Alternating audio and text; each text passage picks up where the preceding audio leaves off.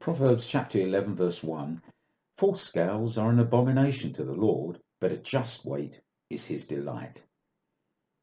Now Judaism teaches that the first question to be asked of us in the heavenly court is, was he honest in his business dealings? God delights in fair exchange, that is to say, labour or merchandise in exchange for cash. But there's another level of meaning, which is related not to business but to personal relationships. Some people think that we are never to judge, and they quote, "Judge not that ye be not judged," Matthew 7 verse 1.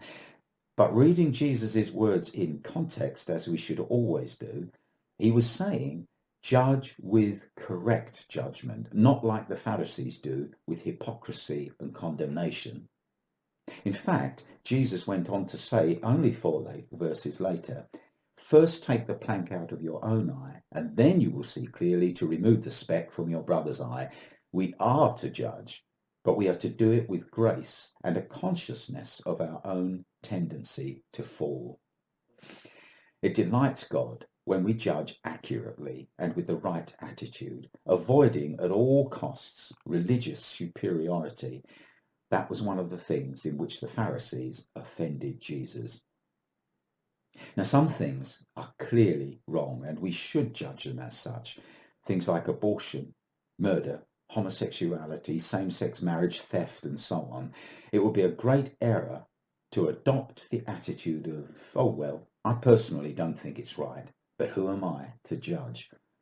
It's our duty to judge, using the Bible as our authority and communicating it firmly but humbly.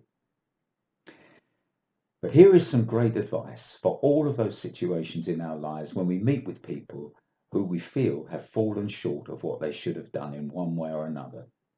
Instead of rushing to judgment, there is a secular proverb which advises, never judge someone until you've walked a mile in his shoes. And may I end with a smile. Someone said this, never judge someone until you've walked a mile in his shoes. That way, when you do judge him, you'll be a mile away and you'll have his shoes. A just weight is God's delight.